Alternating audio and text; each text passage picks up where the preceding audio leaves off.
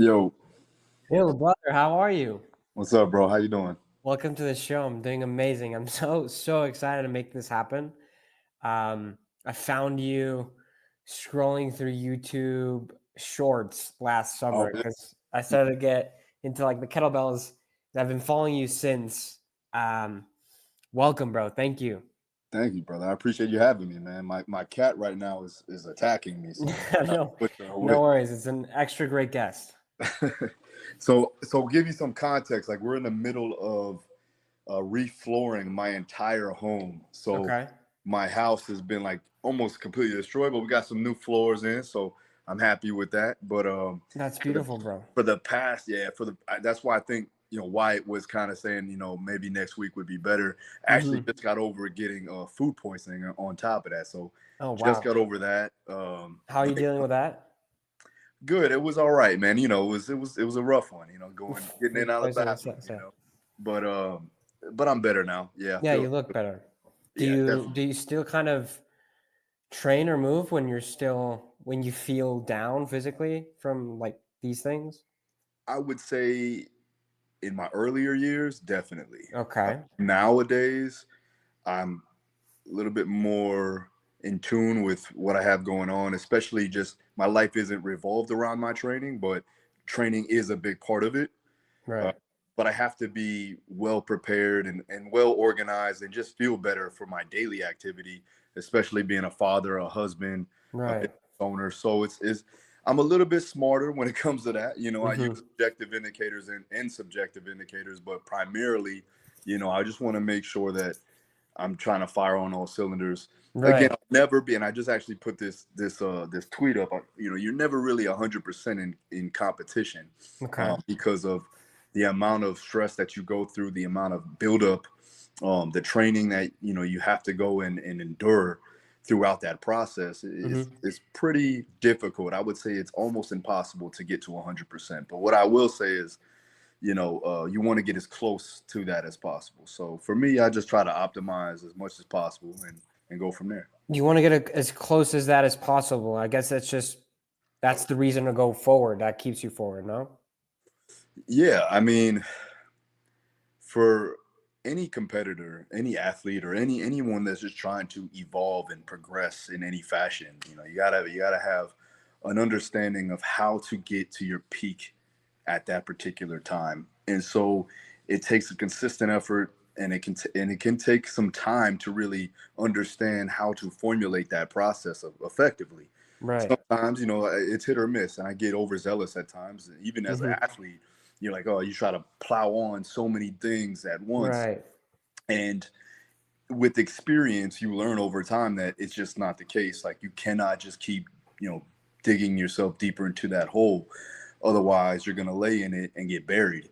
And so for me, I like to make sure that every day is progress, but we're going through a phase of optimization and not working to our maximal every single day, because that's our goal, is to work optimally, not maximally. And so when I put together these let's say programs, right, or I put together a plan of action, I have to keep that in mind. Now, either way, every day is a day where you may not feel 100%. Mhm. Right? So then I have to be able to auto regulate. I need to be able to call an audible at any moment in time in order for me to keep progressing in a steady manner, right?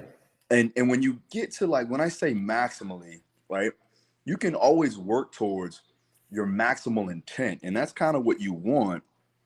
That is what you want when you're getting into like a situation like the weight room, right, or working out. But anything that you're doing, any endeavor, right, you got to give your all out effort. But All that in or effort, nothing. Go for the yeah, gold. yeah, but it's subjective for that day, right? Okay. So, like, yesterday might be better than today, but I'm still going to give it everything I have in that day, no matter if that's 80% of my 100%, because Mhm. that 80% that day is 100% of that Mm. of that day. That makes Okay. 100%. That's beautiful. Beautifully so. said. So I would Yeah. say that take a look inside and make sure that you are covering all bases, and Okay. learn to read yourself, read your body, right? Learn to know how your body reacts to certain things, how you're feeling, and then use things like objective indicators or something that is more quantifiable. Uh, Okay. and then you can kind of manage the two or draw a conclusion based off of those um, two findings. And what you can do there is one, see how you feel, right? Wake up. When you wake up in the morning, I usually just take like inventory. Like, did I sleep well? Do I feel like groggy? Do I feel brain fog? Do I feel sore? Okay. And then I'll take a look at an HRV monitor, a heart rate Okay. variability, or I'll take a look at my morning heart rate and I'll see where the numbers are, right? So I'm going more technical, or I'll go to more technically driven The or data, yeah. from a tech base, but it also goes hand in hand with how I'm actually feeling, Innate, right. Oof, right? I have a really good question on that later, kind of tying into AI. Um, but I think that was beautiful, by the way. But if you can do me a favor and introduce yourself to like folks Yep. who have no idea who you are, I feel like the guests do it better than me. So please. I might not, man. Honestly, I don't like really talking too much about myself. But Phil Daru, I've been a performance coach for 15 plus years. I've worked with well over 200 athletes, professional, Olympic level, and amateur. 7 world titles. I've Wow. been awarded 5-time Trainer of the Year, 3 in Florida, and 1 for the World MMA Awards. Wow. Most of my training, most of my athletes come from the combat sport world. I was a professional fighter for a short stint of time.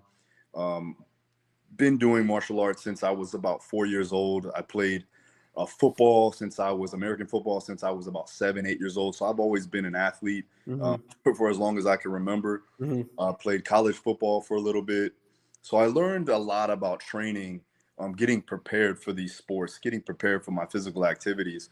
And I've been training probably now, man, over 2 decades. I'm dating Wow. myself, but I'm 36 now. So I started, I started working out at like 12, 13 years old, started That's wow. weights at 14. So yeah, I've been in it for a while. And over time, obviously through experience, through um, gathering certain information that is important and applicable to what you do, and finding mentors like Louis Simmons and Joe DeFranco, who are the guys that I would say that started me out in the process of how I organize and conceptualize the training aspects of what I do for my athletes and for myself. And that's been going on, like I said, for the past 15, almost 20 years. And yeah, so business. I opened up my own facility at the age of 22. At the same time, I was still a professional fighter. So again, like trying to do too many things at once is one of my downfalls. I would say that, and that's where Wow. now getting into my mid 30s to later 30s is I try to fully focus on one thing at a time and stay competent in the rest. And I think that that's one of those things that I actually tell a lot of my coaches is that, if they want to succeed in this industry or any industry in that way, you have to find what you truly want to focus on. And it could be in an industry like it is with me in the fitness world or in the strength and conditioning world, and then find out what type of athlete, what type of clientele you want to actually focus on and work with. And then you can, organize the information that you want to gather, get educated on that particular subject, and actually gain experience by real world knowledge Hmm. going on the Hmm. floor and actually coaching those types of individuals will help you exceed and succeed in this industry and in life in general. So for me, it's always that constant grasp of understanding where I know that I need to focus on this thing for a certain amount of time in order for me to be a master at that.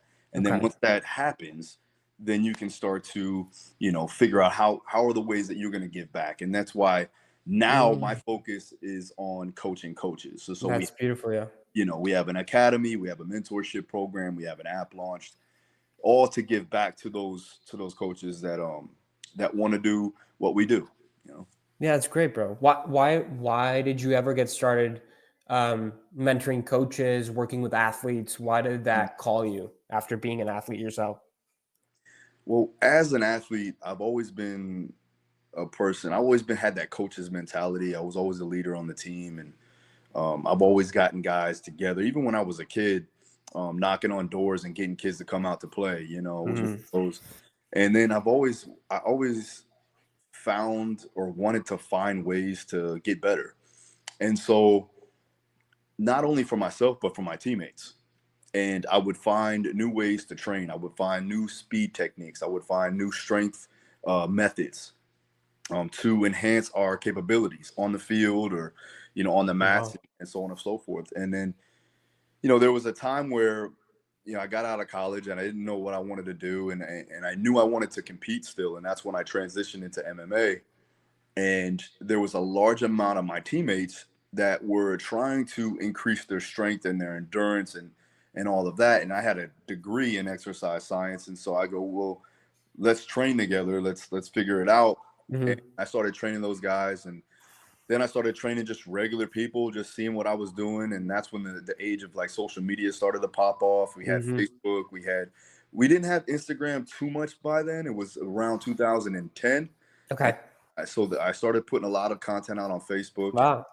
I started to get a lot of good feedback, and people Mhm. liked it, started to get results. And so I think a passion for me helping people did definitely help me, guide me in that direction. And then when I saw that I was actually good at it, then it made sense for me to keep going with it. Um, and it grew fairly fast. I would say I started my gym at, like I said, I was around 22 years old. It was right around 2011. And then by, I would say, roughly 3 to 4 months later, I 3 to 4x my business when it came down to, Wow. yeah, when it came down to just the the amount of people that we started to bring to the Whoa, gym. dude. And I started off at a small square foot. It was probably about, I want to say it was about 800 square feet, give or take. Okay. Uh, Probably less than that because of the office space. But working space somewhere around 500-600 square feet. Wow. And so I started with 12 members, and then within the next 3 to 6 months, we ended up getting somewhere around 60 to over 100 members. And then it grew after that. I had to get out of that space because I just grew out of it too quickly. Mhm. Um, Moved into another space, was about 1,900 square feet. And by that time, we were, in and out with about 2 to 250 members. And this is all just classes. This wasn't a membership gym. I would say it was more about me running boot camps and Mhm. Mhm. MMA training, combat sport, strength and conditioning for my MMA teammates, boxers and jujitsu. And then after that, it was like, all right, we need more space. So we ended up getting the next building that was a bigger jump, was 11,000 square feet. I got a good deal on the space, Mhm. and I was like, okay, we got to fill this thing up. So Yeah. it's just a nonstop thing, but it was great. I had a full cage in there. I had a ring in there. We had strength Wow. conditioning. We had strongman training. We had a bunch of stuff going on. So Mhm. it was a good environment, and it was something that I brought to the area that I was in, the local area in Florida. And what I saw was that I was bringing people to not only a gym, but I was putting together a culture and Wow. a community of For people wanting sure. to get better. And I enjoyed that. I did enjoy that. I liked seeing people not only just obviously lose weight and get in shape, but change their mentality and gain Mm. confidence. And this isn't just, we're not just talking about athletes, we're talking about the everyday person, right? Right. Now, of course, me being a performance coach and that to my core as an athlete, I always liked training the athletes. Mhm. And so I took some of those tactics and tools and some of the strategies even that I did that I put together for my regular clients, and I transitioned that into my athletes that have that drive, that determination already, because Okay. they're Okay. right, they're obviously competing for something. Right. All that did was just it made it 10 times better than me just going through the X's and O's of training. Now, don't get me wrong, you definitely want to have, a strategy, a game plan, For a sure. proper periodization, and have the science behind it, but also having the mentality and the motivation for them to get to the next level. And so, yeah, it's been a wild ride, man. But now it's like the next chapter in my life is really helping those coaches and teachers and clinicians Right. that want to evolve and do the things that either I have done or that they've seen others have done and know they can get there. And it's just it's very attainable as long as you put the work in and as long as you stay focused on the actual goal. And like I said, the focus needs to be very pinpoint accurate and stay as narrow as possible until you get to that point where you can go wide. So that's Beautiful. Yeah. I'm curious, how do you approach um, coaching or mentoring a leader, a coach already? How does that work? well, first we have to figure out what exactly they want to learn, right? Okay. Because I need to get context on what they're lacking. It's the same thing with a Mm, client or an athlete. If I bring them in and I'm looking at, okay, you may be a well established athlete, you might be a world champion, but there is a limiter, and that's the reason why you're coming to me. So mm, you have to ask them, okay, why exactly are you seeking advice? Why are you seeking more knowledge? And some of them might be collectors of knowledge, and I understand that because you have to be a lifelong learner in order for you to progress. But I have to know from a teacher standpoint, from an educator standpoint, and from a mentor standpoint, is what are the things that you feel that is keeping you from excellence, is keeping you from that next level. And so we organize a plan of action based upon your rate limiting factors. And then from there, it's just a step by step process, organizing certain types of things that they need to do, whether it be, going out there and actually doing it on the floor, or if they have to research certain topics and then they have to put it into practice, right? So going out there and actually doing the thing is most important because it takes repetition in order for you to actually truly hmm. gain mastery. Of So course. it's a step by step process, but it usually takes around, I would say, roughly 90 days, maybe Oh, even a little bit longer, to truly like hammer in on what we need to focus on. It depends on the person, right? If somebody has a good understanding of communication, has a great knowledge of the actual science behind the training, knows how to network and knows how to gain those relationships are really really important too as well. And then retaining those relationships are even most important. So from a coaching perspective, whether they want to learn the X's and O's of strength and conditioning, whether it be the methods, the modalities, the protocols, anything that has to do with actually getting an edge and training the athlete, from taking them from one position and catapulting them to the elite status. mhm. And then the other side of that would be, all right, now that I know what I'm doing and I know that I can get the results, how can I market this thing? How can I, get people's eyes on my system, or Okay. get people to come to my gym, or get people to come to my online business? And that's how we organize the actual, the education process. Okay. That's beautiful. Is that approach similar to your athletes? Yeah, exactly. So when they first start off, you come in, you'll sit down, you'll do a full written exam, and usually this written exam is primarily to see, how well they can do a 60-question questionnaire without ADD kicking in and wanting to get out of there, right? Okay. So that's first and foremost. Do they have the focus to get something done that may feel like it's not necessary for them? Hmm. Hmm. But for me, it's completely necessary based upon, one, how well they can sit and focus on a particular task for a given amount of time, Oh, wow. right? And then the second thing is it's a Braverman's test, which is, this was popularized, or at least I heard it more from Charles Poliquin, who's a world-renowned strength and conditioning coach. Hmm. And he would give these tests out, these written exams, to his athletes. It was the Braverman's test, and it is a personality trait exam, right? So basically, it would be based on your neurotransmitter dominance, and if you had, and for me, it's a good test to see how they answer the questions too as well, because there's some questions that are crazy. Don't get me wrong, Okay. Okay. right? So you're like, okay, well, That's one thing. And then I'll do a big 5-factor analysis test. And this is something that I got from Jordan Peterson, Dr. Jordan Peterson. And it shows me whether they are conscientious, open-minded, if they have some neuroticism to them.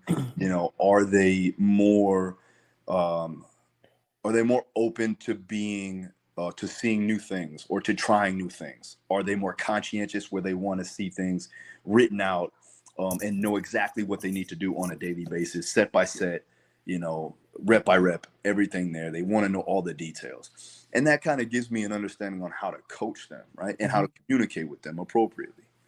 If they have issues with, let's say, certain times, right? We have to figure out a schedule, right? We have to make sure that they are able to get in at an adequate amount of time. Frequency is highly important when you're talking about gaining adaptations, especially from the stimulus that we're trying to acquire. Right. But we need to make sure that we get an ample amount of time, enough time to where we can cause an adaptation and maintain that.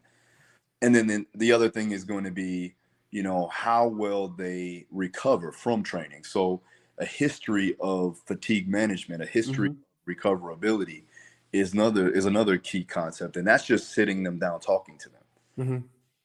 We also want to look at their goals. We want to go over their aspirations, why they decided to come train. What are some things that are missing, that they feel are missing, that we can help them with, right?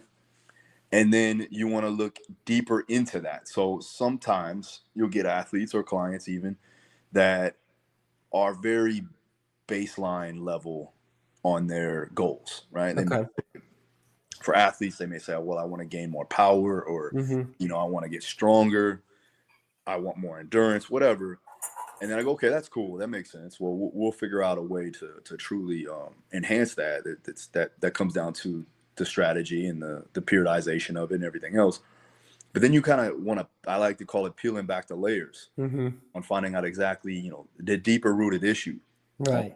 What they, or why they're doing what they're doing. If they're fighters, you kind of want to ask them, well, why do you want to get into a cage and fight? Because listen, if you want to do that, you got to be a special type of crazy, right? So you kind of got to peel back the layers and identify what are some of the things that are going to trigger the gears that are necessary for them to put in maximal intent. Right. Wow. Right. And what truly drives them, because there is going to be days that they're not going to want to do things, or there is going to be times throughout the camp or throughout the season that's going to be tough and it's going to be overwhelming and it's going to feel like it's too much. And then you got to reiterate that deeper rooted goal or that deeper rooted, issue that's causing them to want to succeed, or, that's making them get up every day, or made them start this process years before. Right. Right. And so it takes it back to, that root cause. And so that gives me all of the fuel necessary to organize a plan of action and to put together a good communication guideline for that individual. Does this philosophy or system of training or coaching translate in other areas of your life as well, personally? I think what it actually, me being a father, me being a husband, I've been with my wife for now 12 years. Wow. We were married for 7. And communication, and I know I'm going to beat it. Everybody's been beating this to it like a dead horse, but it's like at the end of the day, it is communication. It's right. How can you articulate your words? Right. Right. They can feel how you feel, or they can see how you feel, and they can understand it. And the same goes for my kids. If I see them, feeling a certain way or lashing out in a certain way, then I have to be able to come at them in a certain manner in order for me to understand what they're going through. Right. And you become a damn psychiatrist off. But it's like you got to know people, and even for me, man, there's days where I'm just off. And I have to communicate that with my wife and my kids, because I can't be that guy. And then sometimes I have to catch myself, because as a man, you have all these things coming at you, right? You have so much weight on your shoulders, and you Yes. have to maintain a level of stoicism in a way, right? You have to be even, right? You have to be, um, when it comes to emotion, it has to be stable. You can't be too high, you can't be too low. Right. Okay. And so I think that that translates over to my coaching, because as a coach, you're not just counting sets and reps, Mm-hmm. right? You're teaching, you're informing, you're educating, you're being there, you're being a, like I said, a psychologist or someone for them to talk to even. And then you're motivating them and also giving them the tools necessary for them to succeed by being that guide for them, Right. right? And Well. it's better for me to really create a level of understanding through my entire life, not just in the gym, but every aspect, every relationship that I have in my life, so that it's practice, right? And every time that you do it, Mm-hmm. every time that you have these days, you know that it's a practice day. And so the more times you practice, the better you get at it. I love it, bro. So I want to kind of touch on like training philosophy and the Mhm. reason I kind of found you, which was last summer. I was really tired of like bro splits, which was how I got into the gym. Mhm. So I got into the kettlebells, mobility, animal flow. That's how I found you through YouTube. Mhm. And then recently, I switched to like low volume, high intensity hypertrophy after advice from friends and bullying from my brother. Nice. And to keep things moving, I box 3 times a week to Nice. not stay, like rigid. But the point of this ramble is like, how do you decide what's best for someone? Like for longevity, Mhm. for I think maybe more being like a well-rounded human animal. Yeah. Does that Yeah. make sense? Like, Yeah. No, what for would sure. the For sure. ideal workout or movement plan look like? Well, you got to look at the functional or foundational patterns, right? Right. That's one thing that I set up all of my training around, no matter who you are or what you do, right? So you got to look at a squat pattern, a hinge pattern, a lunge pattern, some type of push and some type of pull, whether it be vertical or horizontal. And then you also need to work on rotation, because your body rotates. Mm, Every time you walk, every time you run, you need to have some sort of rotational strength in that transverse plane of action, right? So if you look at the planes, you have the frontal plane, you have the sagittal plane, you have the transverse plane. Those are just the three main planes of motion, right? So I'm looking to get one, I need to gain access to what type of prerequisites that athlete has, right? That individual has. And you look at it from a joint by joint perspective, right? So primarily, you your ankles need to be somewhat mobile, right? Because you move and you have to be able to push off.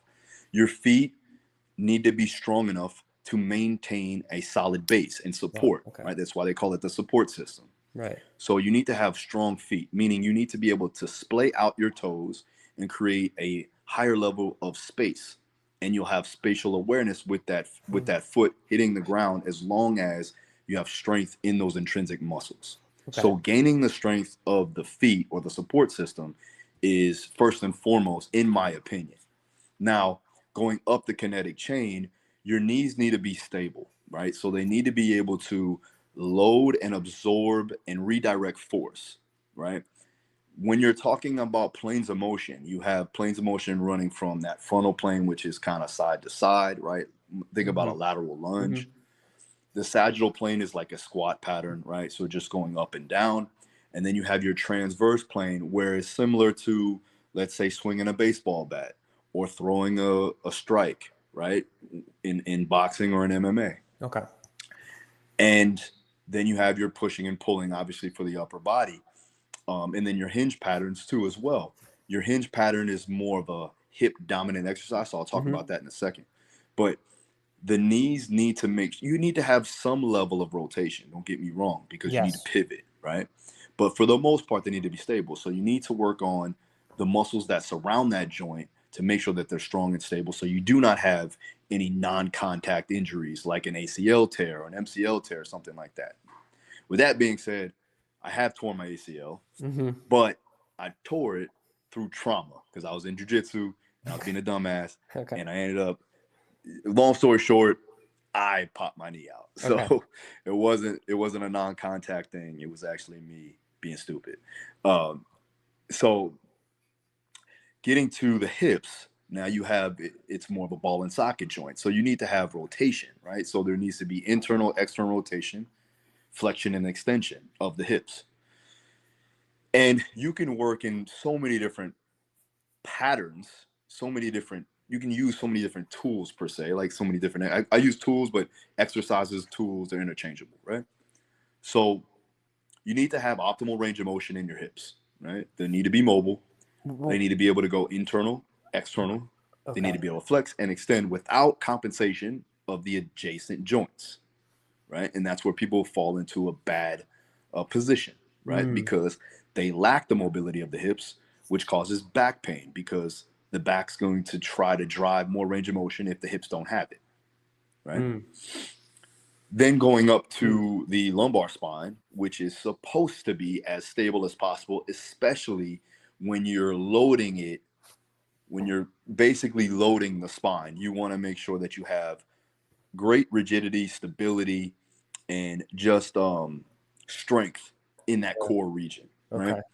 Not all things, but when you're loading the back, that's when you want to have it. So make sure that you have a strong core in order for you to maintain a solid base, right? Especially when you have load on the spine. When you get to the thoracic spine, however, that needs to be mobile, right? So we need to gain more access into flexion, extension, and rotation, Okay. right? We can talk about the shoulders too as well. The shoulder is a ball and socket again, but it is one of the most injured joints that you can have along For with the knee sure. Mm-hmm. because it has that free range of motion. I would say the hips too, but with the shoulder, you're doing a lot more. You're reaching overhead. You're doing things with your arms a lot more than with your legs when it comes down to putting yourself in these contorted positions from a general perspective. Now, this has nothing to do with, let's say, jujitsu, where you're in contorted positions all the time, full body, right? But generally speaking, the shoulders are getting worked, right? So you need to gain optimal range of the shoulder from flexion, extension, internal, external rotation. Mm-hmm. And people usually lack that or they lose that. It gets reduced because they don't go into these full ranges of motion and they Right. don't train it. Okay. So if you don't use it, you lose it. And so we got to make sure that we can gain the optimal range of motion and be strong in those end ranges. So you have to train that in that particular way. Cervical spine is another one where you want to make sure that you're stable there too as well. So we want to strengthen up the neck, strengthen up the upper back, Mm-hmm. right? So you do that with carries and things that are functionally based for everyday use. Like you got to carry your groceries in unless you're Mm-hmm. a billionaire and you can get that, taken care of by yourself. But Oh, just be a man and just you carry your have you groceries have in. to You carry know, the deer you uh, hunt. I would say strengthening up the neck, especially for a combat sport athlete, is highly vital. And then also for, let's say, football players and rugby guys too as well, rugby girls, it's important.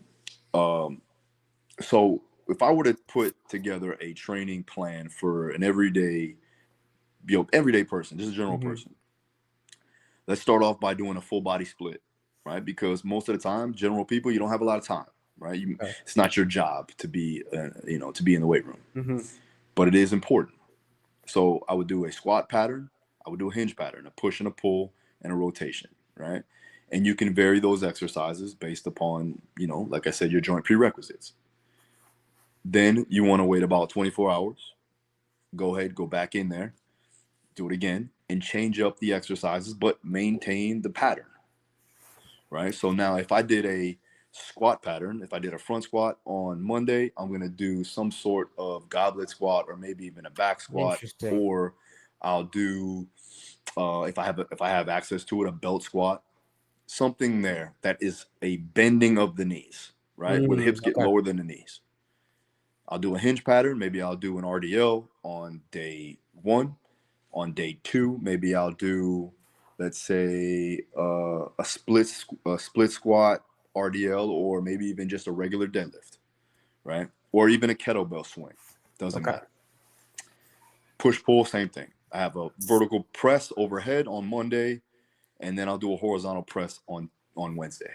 Okay. Same thing with the back or the pull. I may do a horizontal row, bent over row on Monday. On Wednesday, I'll go ahead and do a pull up version. So we just flip the vertical and horizontal. Okay. With Okay. rotation, it could be anything, right? It could be anti-rotation or rotation. Still working the rotation muscles, right? Okay. So maybe Monday I'll do anti-rotation, and then Wednesday I'll do rotation, right? Then on Friday we do the same thing, but this time I might go a little bit higher in volume, or I may change the rep schemes just based on that day or that week. If I'm feeling tired, I know how to auto regulate. But the exercises really don't change, right? Right. And you can play around with them accordingly. The only thing that will progress, right, is going to be your sets and reps and your overall volume. Right. Now, it depends on what you're trying to work on. If you're trying to work hypertrophy or Mm-hmm. strength or maybe even power, that's going to dictate the percentage of load, and it's going to dictate the sets and reps and the volume. Right. So I think it's like moving everything everywhere. No? Hold on, I Body think weight. you're muted, though.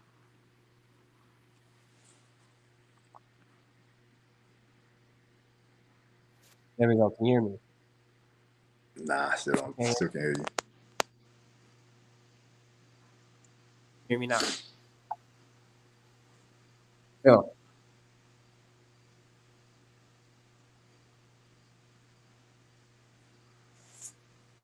Can you hear me?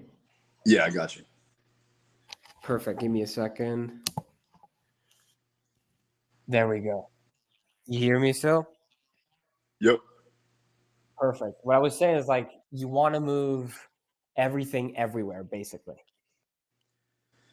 Yep, as much as possible, and do it as consistently as possible with the most frequency. The most frequency that you could recover from, right? The most That's the frequency you could recover for. Yeah, like for example, hypertrophy. Um, I guess today people would say like you don't want to do full body 3 times a week because you want to let rest certain muscles or muscle groups as much as you can so hypertrophy works. And so if we continue working that muscle, um, hypertrophy is not the same, right? well, the more frequency you work a muscle, the bigger it can get, right? Okay. The problem is that if you are going in there and your muscles are fatigued beyond belief, Right. Okay. sore that where you can't move them, then you're causing more damage, and you're gonna build less muscle and possibly lose muscle, right? Mm. Because of the fact that you're just burning it down too much. Hmm. So what you want to do is you want to make sure that you are hitting it with a solid stimulus, gaining that adaptation by tearing down the muscle and letting it recover, right? And if at any point, let's say for instance, that you feel sore that day following, then what you want to do is give your muscle a rest on that day. So give that, let's say it's a squat pattern and your quads are just feeling it. Okay, put more focus on the hamstrings, put more focus on the glutes, and you do something that's not a squat pattern, you would do more of a hinge pattern there, right? Because it doesn't hit the quads as much, Hmm. Right. right? But if that happens, then you did too much volume. Right. So it comes Okay. down to programming perspective, right? Of course. So what you want to do is you want to hit enough to where you're a little sore, but you're recovered for the next training session, Okay. right? And then let's say, for instance, you do end up going overboard, then I would say do a squat pattern, but I would do it only for 1 or 2 sets, and do it with very little weight, 50% of what you did the week or Okay. that day before. And just to get the pattern down, but focus more on the muscles that weren't as sore the day. Okay. Absolutely. Why do you think so? These methods are obviously super important. Why do you think they're so overlooked? I don't know if they're overlooked. I think that there's so much information out there that people get paralysis by analysis, and they don't know what to Mm-hmm. go to. But if you really just break it down as simplistic as possible, as simple as you can, it becomes very general in nature, you know. And so Of course. at the end of the day, don't overthink. There is, I mean, obviously, once you get to a level, intermediate to advanced level, then you have to start to integrate different methods and different modalities of training that are going to challenge you, right? Hmm.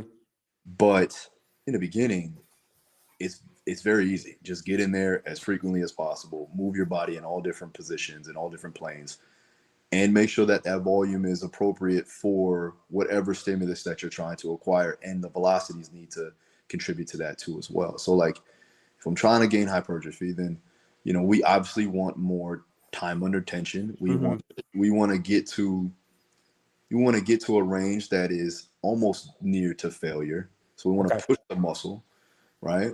And usually you want to have a controlled manner with that weight because you want to feel the muscle work. You don't want to use momentum, right? So those are the key aspects when it comes down to building muscle. Now, I'm not the true expert on that particular way. I mean, Sure. there's a large amount of bodybuilders out there that have so many different ways of training, so many different positions and all that to hit different muscles. But for for the general practitioner, right, for the person that just wants to gain some muscle and feel good and still move well, um, work those planes of motion, work those Right. foundational patterns, Yeah. and then also focus. Let's say, for instance, you're doing a bicep curl or doing a tricep curl. You could throw those in. Hmm. That's fine. You're going to get a large amount of your bicep work and tricep work, not directly, but indirectly from your pressing and pulling motions. But if you wanted to bring that up a little bit, I don't see it being a big deal throwing Okay. bicep curls and Hmm. tricep extensions or some side delt raises or something Hmm. like that. If you wanted to bring certain muscle groups up, now know that you'll have to hit the optimal amount of volume based upon your individual differences. But I would say somewhere around, give or take, 60 to 80 reps per week to start. Okay. And that's based on whatever exercises that you want to choose. Maybe you want to choose 2 or 3 different exercises for per muscle group, Hmm. especially for the lower or for the smaller muscle groups. It's no problem. For the larger muscle groups, you're looking at somewhere around, I would say, 10 to maybe even 12 sets per week, right? And make sure that you're getting the optimal amount of volume, so that you're going to say for hypertrophy, you're looking at the 8 to 12 rep range, Hmm. right? And this one is really truly dependent on you and how you grow, based upon each muscle group, right? For me, my legs grow by doing heavier sets. Hmm. So somewhere around the 5 to 6 rep Okay. range, maybe 8 at the most, right? But let's say my biceps need higher volume, Mm. so you're looking at the 15 to 20 rep range, and Okay. that's just based on individuality. So that's trial and error. Right. What I will say is that there is a large amount of evidence, based upon frequency of training. Right. The more you do, the bigger you're going to get. The more muscle you're going to stimulate, and that's important, obviously, for growth. And then everything else from a nutritional standpoint, right? You got to have the Mm. higher amount of Right. protein. You got to make sure that you have optimal amount of carbohydrates, so you're not depleting those carbs or Hmm. depleting it down to where you can't put in the effort necessary for the workouts. Hmm. Hmm. And then also sodium and creatine for me are highly ideal when it comes down to contractibility of the muscle with your sodium, and Absolutely. creatine phosphate for your strength and your energy reproduction, right? That's important too. Hmm. The most studied and researched supplement out there, creatine monohydrate. So not only with muscle gaining and strength gaining benefits and muscle recovery, but also from a neural Right. perspective, right? A Yeah. cognitive.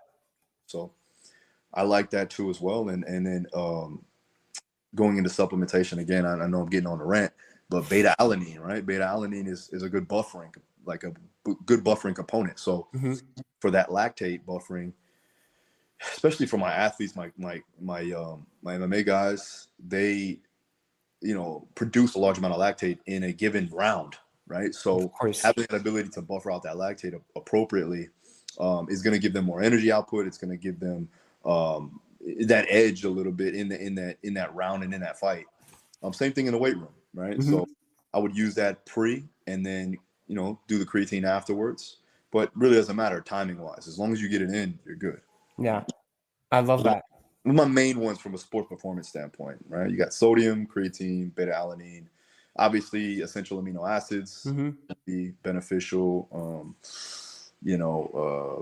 Magnesium. Magnesium for sleep and just overall general health important. Zinc, magnesium. I like that. Right before I go to bed, I do a ZMA. Okay. Omega-3s, very important for just brain health and just longevity. Vitamin D3, K2. There's a lot out there that don't get enough vitamin D. So check your vitamin D levels. Make sure that you have K2 in there too as well for the bioavailability. There's certain there's certain people out there and there is some research out there about NAD. I would say NAD plus, but I would say that your best bet is to get that from IV as opposed to some sort of capsule. You've done that? Yeah. And make sure that they push it in slow, because if not, you're going to feel like you just fucking raced you're in a Formula One race. Right. You're going 300 miles an hour for sure. Adrenaline just kicked in tremendously.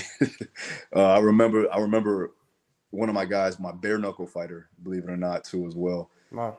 He went to an IV place and they pushed in the NAD too fast, and he thought he was jumping on edge, man. Wow. A little crazy, so got to be careful with that. But other than that, those are my go-tos. I have a supplement I have 2 supplements that are about to launch, a pre and a post, that have all that in. So I'm excited about it because it is, for me, it's the best formulation that we could ever put together for the combat sport world and just for everybody in general that wants to optimize their performance. That, obviously you want to have a solid nutrition game. You want to make sure that your macros, your micros are all taken into account. But when it comes down to gaining the edge and getting optimal recoverability, I'm excited about this one. So that'll be out in like mid-February.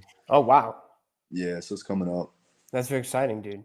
Yeah. So we were talking about at the start, data versus intuition. This is something that I wanted to touch on because of AI, how big and quick it's coming. So I think, and I see that many athletes, and like you just said, trainers, coaches, you rely on intuition and like emotional experience to make decisions, right? So do you think AI insights could ever complement or even challenge this intuitive approach? I've been asked this a couple of times, and I always go back to a book that was given to me by a friend of mine, Dr. Andy Galpin, and he wrote a book called Unplugged. And if anybody knows Andy, I mean, he's definitely data driven, but it doesn't dictate his entire process. Right. Same with me, right? So if I'm running, right, and I'm going full speed, and I'm getting to a point where I know my heart rate's going to spike above that particular range, and my goal is to work on that particular stimulus. Well, then I'm going to maintain that level of heart rate range, right, so that I can get that stimulus. But with that being said, I also have to get to a point where I can understand where my heart rate is based on how I'm feeling, because I can't always let that dictate my output, right? There's other days where I'm looking at my HRV monitor, I'm looking at a Whoop, and I have to get the job done. It doesn't matter. Like there's no other option, right? And I may be in the red. I have to get something done.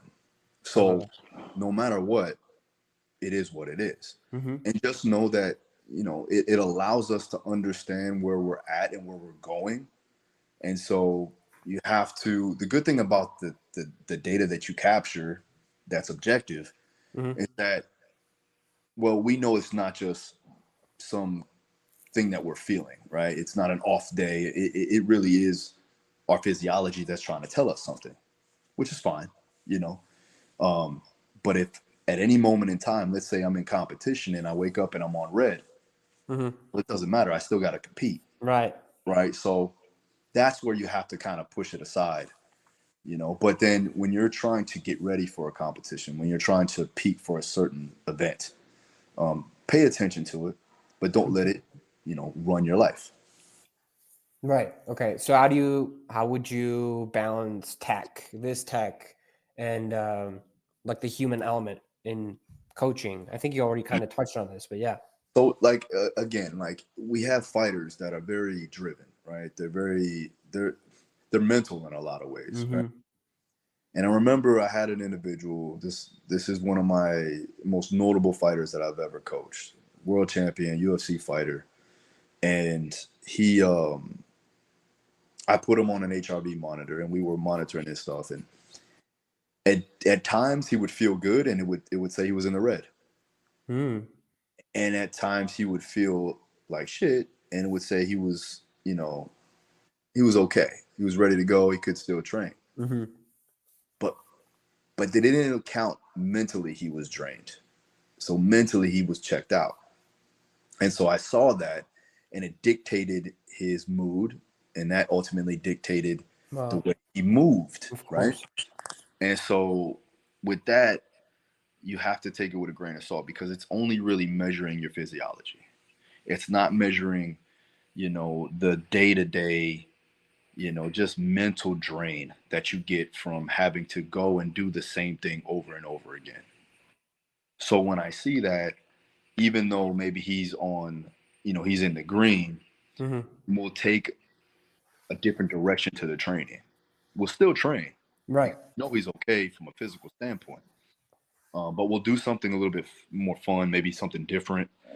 We'll change it up so that it gives him a new sense of excitement, right? It's interesting, and it's change, which in some cases you need change in order to feel more motivated to get things done. Right. You need a change of environment, Absolutely. right? Maybe a change in the actual modality of work that we're doing, something new and fun, and so that again it brings back that challenge effect. Mm-hmm. So it's a stimulus that they can acquire that's different, and they feel like they've accomplished something different. Okay. Kind of touching on this same topic, what do you think separates like an elite athlete from a good one or an athlete? You think Yeah, you train this eliteness, or it's innate? it's a couple of things. I would say one, it's the ability to fully focus on the task, Okay. and On the mission, maybe, right? no individual task, Okay. because the mission is what it is. That's never Mm-hmm. away. Good fighters, good athletes, they know what they need to do, right? But it's paying close attention to every detail. Okay. Being detail orientated is one of the major factors that I've seen with elite guys, right? And then the next thing, it goes hand in hand with focus, is blocking out the noise on all the distractions given at any given moment, because there is going to be a large amount of distraction, especially at that level. Right. The fighters that I've been able to work with know how to block out that distraction. Okay. When you get into a cage and there's, whatever, 30,000 people screaming and either booing you or cheering you on, Yeah. all right, and then you got this guy on the other side of the cage trying to kill you, Mm. you got to be able to fully focus in on the game plan and Right. not pay attention to anything else that's not a part of the game plan. Right. And the best ones know how to do that very well. And even the most elite know how to hone in on that energy and take it out on that opponent. Would you say like coaching is the same thing for like a coach? I think yes and no. I think coaching, you want to make sure that it's a good question.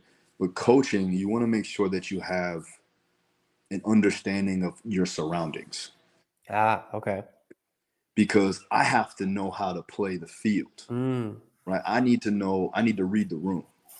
I Okay. can't only, especially if you're working with a group of guys, a group of individuals, right? You need to be able to know exactly what's going on everywhere at any moment, right? So it becomes more of like an operator in a sense, right? Hmm.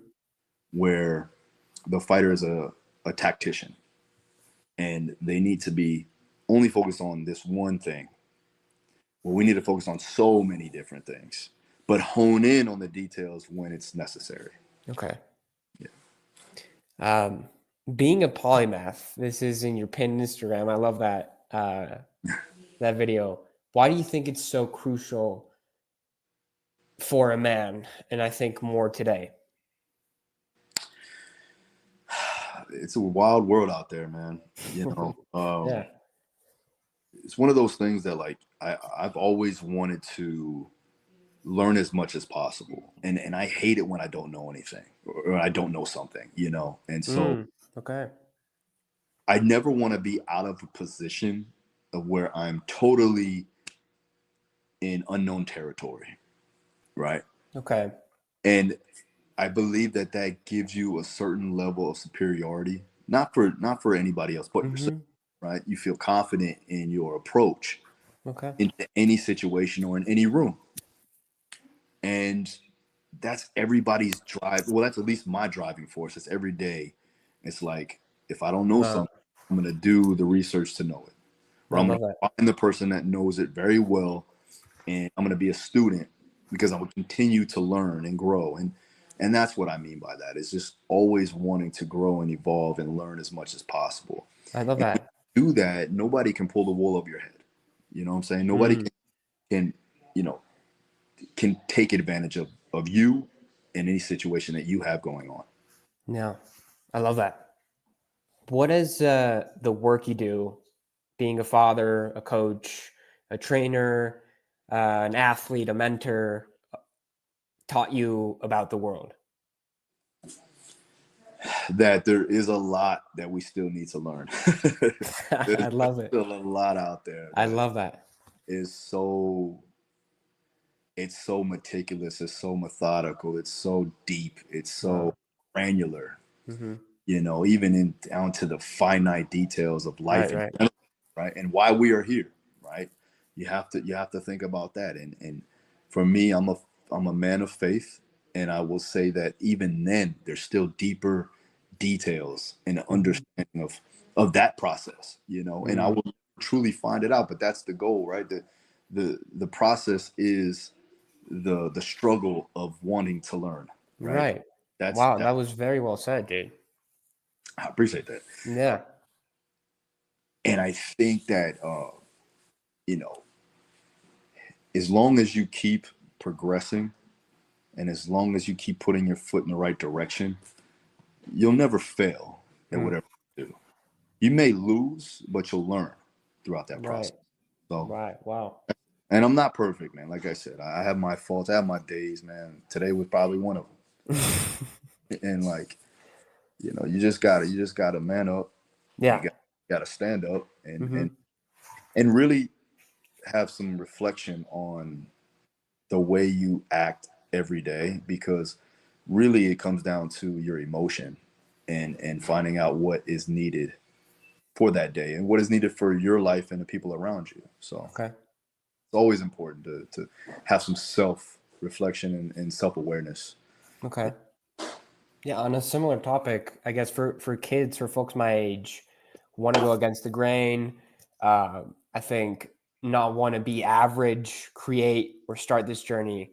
What advice would you give? And I think like to make it easier, what advice would you give to your 18-year-old self? Well, I got an 18, 19-year-old daughter right there. Okay. Nah, but for myself, man, it would be, going through that process of what I've gone through from my 20s all the way up, because there was a point in time where I didn't know what I wanted. Still wanted to be an athlete, still wanted to coach, and then I was going back and forth, right? So the biggest thing that I would say, if you are a young 18, 19, 20-year old, just learn as much as you can, right? Do as much as you can, because this is the time where you can actually fuck up, right? And you can learn throughout those losses, giving you an edge for everything else to come. Mm. Another thing that you could do, bypass that, is to find a mentor that has already gone through those losses, right? And ask them questions Right. so that you don't have to go through those losses, but still learn from their experience. Mm-hmm. Now, I still like action-based approaches to learning. Mm-hmm. So still get out there, still accomplish some things and lose some things, because it's going to allow you to feel that process as opposed to just learning it. Does that make sense? Absolutely, it does. Yeah. And getting turned down and getting cussed at and like Right. almost having to Life. go Yeah. through and get into some fights and things like that. No, obviously don't break the law and don't get yourself in too much trouble, but like you gotta feel some pain, man. Go out there. But Yes, I love that. yeah, you gotta go through some pain in order for you to prosper.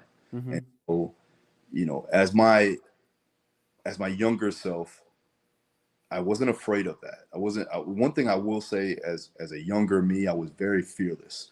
Mm. Going older, I know now the ramifications and the things that I could lose. So I'm a little bit more conscientious on my Right. Right. approach to life. Mm-hmm. But you know, Wow. as a younger person, just make sure that you don't get distracted. Stay focused on the things that you need to improve upon. So again, self-awareness, know who you are, or at least find out who you are in that process, and then start to develop the tools and the skills that God has given you, the talent that God has given you to allow yourself to evolve and excel. I love that. I love that. You mentioned before this that you're a man of faith, and I've also I've heard you talk about it before. What's your current understanding of God? And the reason I ask the question that way is because I don't know, I feel like the more you go forward with that or connect with that, you understand Mhm. it more, right? Yeah, I mean, personally and through experiences, one cannot say, or at least they can have a hard argument. And I'm not a biblical scholar and I'm not a theologist, right? But what I will say is that we are here for a reason. There has to be a reason, right? And there has to be a one creator, right? Because without that one creator, then we would just inevitably would just evolve into whatever we want it to be. And I feel like everybody has an understanding of their true purpose, or maybe they haven't gotten to that point, but once they do, they hone in on that talent and that skill, and Right. they become special and they help others in that process. We all are given morality in some capacity, especially at a younger age, right? Even at babies, right? They had a study, I believe, and they had 2-year olds, and they sat the 2-year old down in front of a computer, and there was a game on there, and Mhm. there was blocks that were being dropped, and every time Okay. a block would drop, there would be pebbles or a marble that got busted out, right? It's almost like Tetris, right? Okay. But there would every time a block would drop, the marbles would bust out, and so the baby or the 2-year old would clear out the marbles Mm. certain ways so that the block wouldn't bust them out. Mm. And so at that young age, they understood that that was wrong Mm. to happen, right? Okay. So you can't really say that it's been given to us through circumstances or situations. Like, I think we are actually born with a sense of morality. Now, I could be wrong about this. I'm not, like I said, but for me, and you can make a case of other individuals that have psychological issues, so anxiety and other things like that, psychopaths, sociopaths, things of that nature. But I think that we all have to understand that we're here for a reason. And like I'll go back to that. That's the true purpose. And when you find your purpose, then you can really dive in on the details. Mm. Um, God has given me an opportunity to help others, Mm-hmm. and He did that because He wants to see His people succeed. Wow.